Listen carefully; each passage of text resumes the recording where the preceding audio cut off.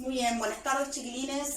Lo que vamos a pasar a hacer es explicar la ficha que les envié, el material que les envié de la unidad temática 2.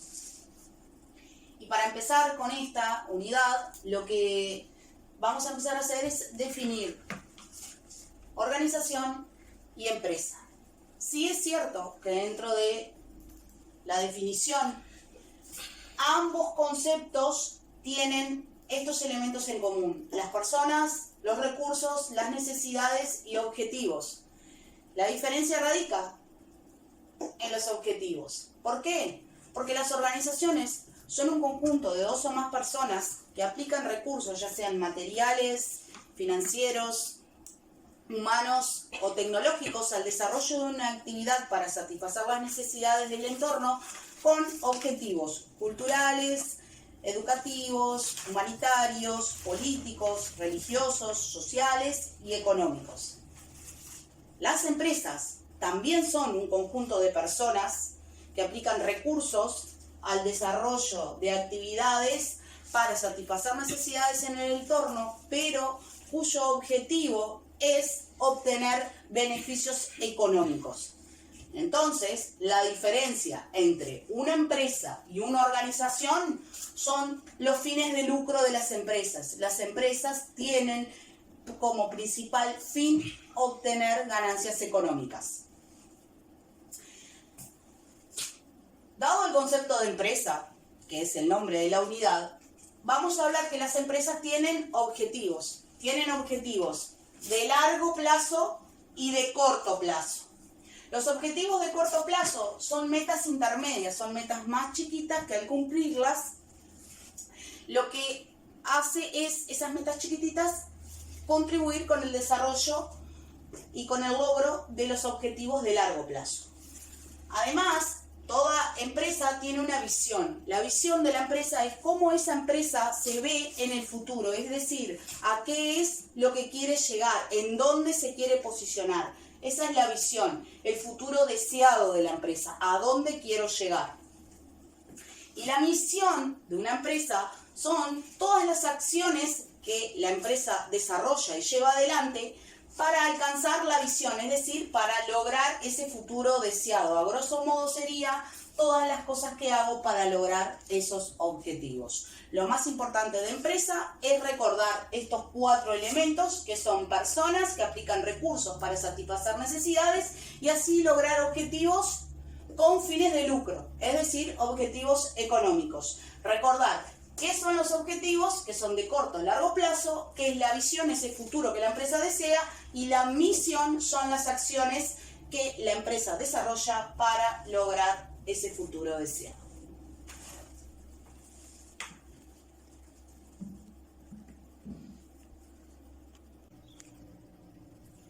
Muy bien, cuando hablamos de las empresas, que son esas organizaciones que tienen fines exclusivamente de lucro, es decir, maximizar sus ganancias a través del desarrollo de sus actividades, nos encontramos que las empresas tienen distintos tipos de clasificaciones. Las podemos clasificar.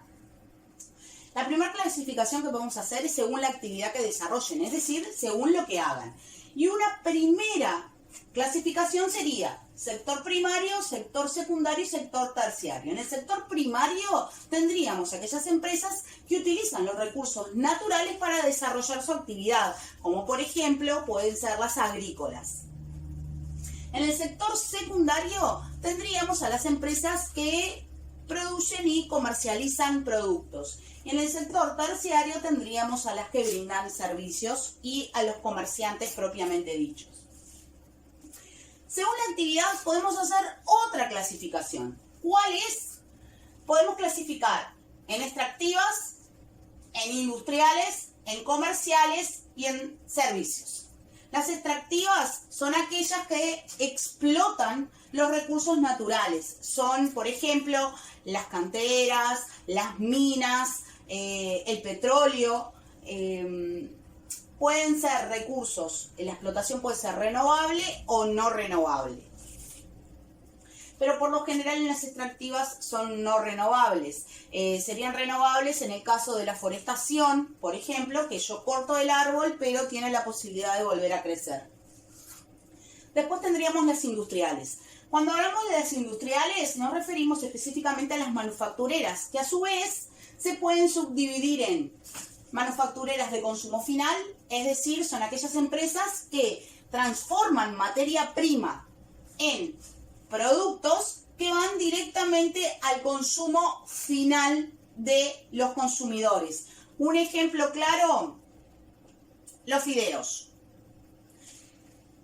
Todas las cosas que ustedes van a comprar al supermercado. Pero a su vez tenemos las de producción, que son aquellas empresas manufactureras, industriales a su vez, que lo que hacen es producir materias primas para que otras empresas hagan productos de consumo final.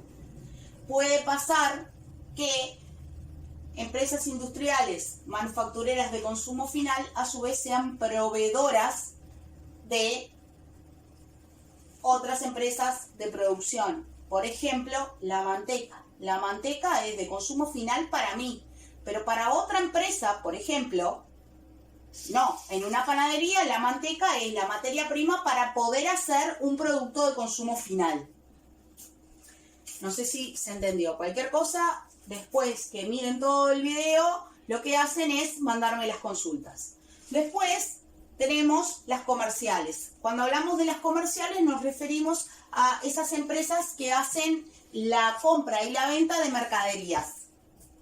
Tenemos a los minoristas, yo soy un minorista, ustedes son minoristas, ¿tá? Vamos y compramos poquito. O al menudeo, que se les llama también. Mayoristas son aquellas empresas que compran para luego revender. Por ejemplo, los supermercados. Los supermercados son mayoristas. Y después tenemos a los comisionistas. ¿Qué es lo que hacen los comisionistas? Entregan mercadería que no les pertenece y se las dejan a alguien en consignación. Y le van a pagar en base a la venta que tengan de esa mercadería. Y por último tenemos a las empresas que brindan servicios, que por ejemplo nos referimos a la energía eléctrica, UTE en Uruguay por ejemplo, el transporte, la salud, etc.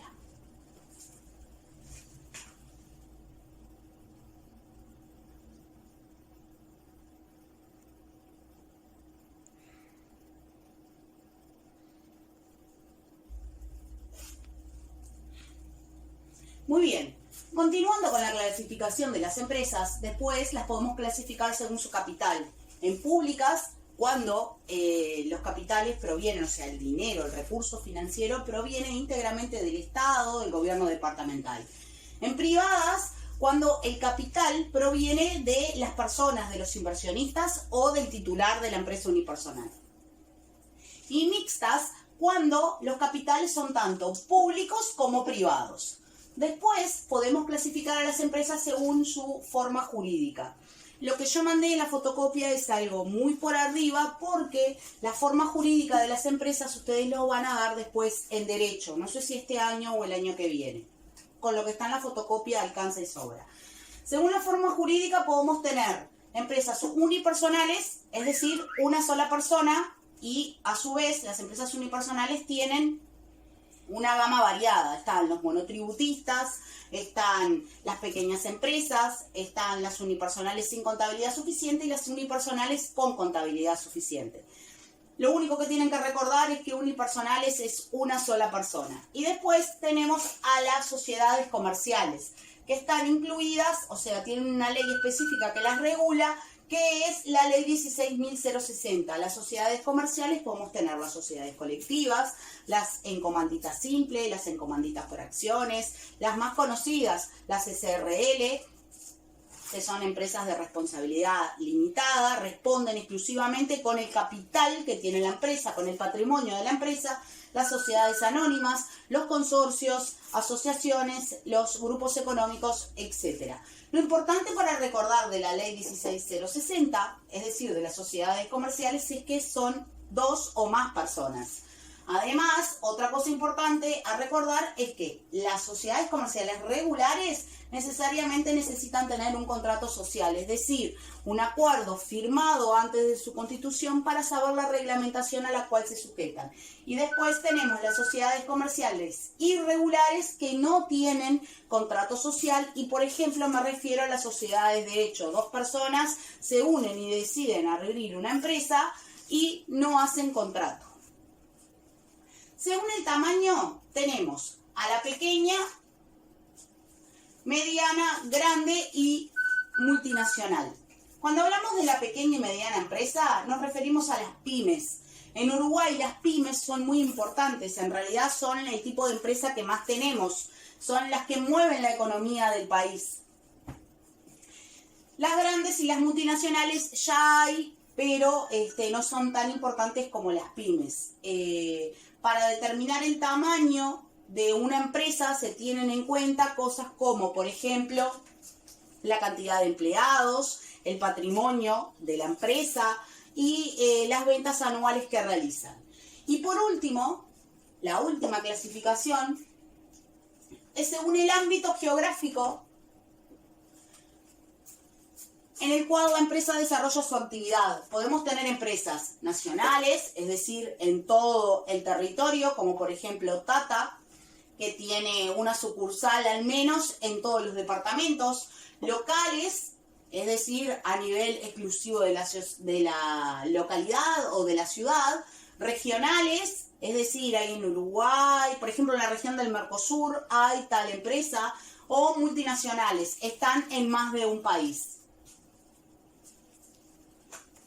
Muy bien, continuando con el desarrollo de esta unidad, vamos a hablar del empresario. El empresario en una empresa es prácticamente la figura principal, Para hablar del empresario, vamos a ver el concepto tradicional y el concepto actual. El concepto tradicional sostenía que el empresario y el propietario del capital eran la misma cosa, eran sinónimos. ¿Por qué? Porque tradicionalmente el empresario era el emprendedor capitalista, aquel que arriesgaba su propio capital para un proyecto o emprendimiento de negocio. Actualmente, el concepto fue variando.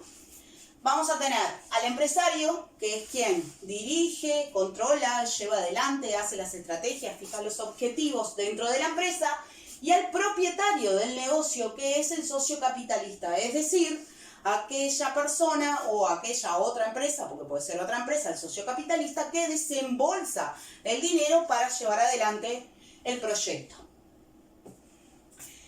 ¿Cuáles son las características del empresario? Bueno, el empresario tiene estas características. El espíritu emprendedor dinámico. ¿Qué significa esto? Que un empresario está constantemente en la búsqueda de oportunidades.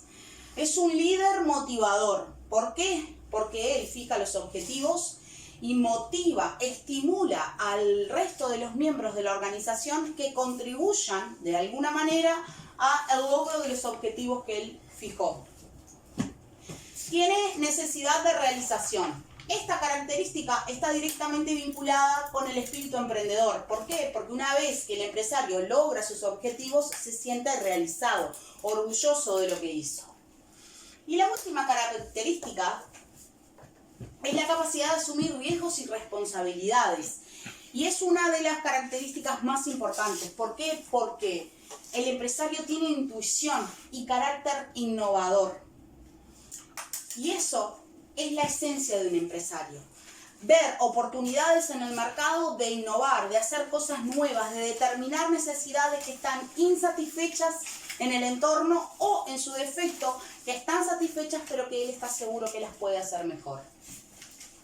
El empresario tiene una serie de funciones. Gestiona y dirige todos los elementos de la organización, todos los planes, las políticas, los procedimientos, para poder alcanzar los objetivos. Además, organiza y coordina las tareas, las actividades, la asignación de los recursos para poder llevar adelante todo el proceso para llegar a los objetivos. Y por último, controla.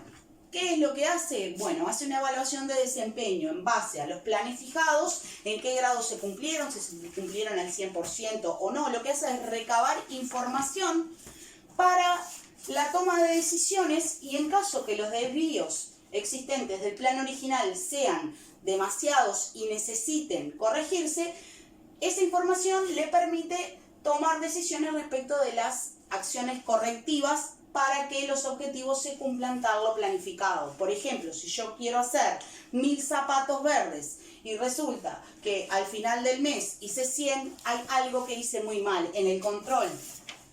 Eso se determina y de esta manera es posible corregirlo. Con esto daríamos finalizada la unidad temática 2. Les pido que todas las dudas que tengan me las hagan llegar, así las podemos evacuar. Muy bien, muchas gracias.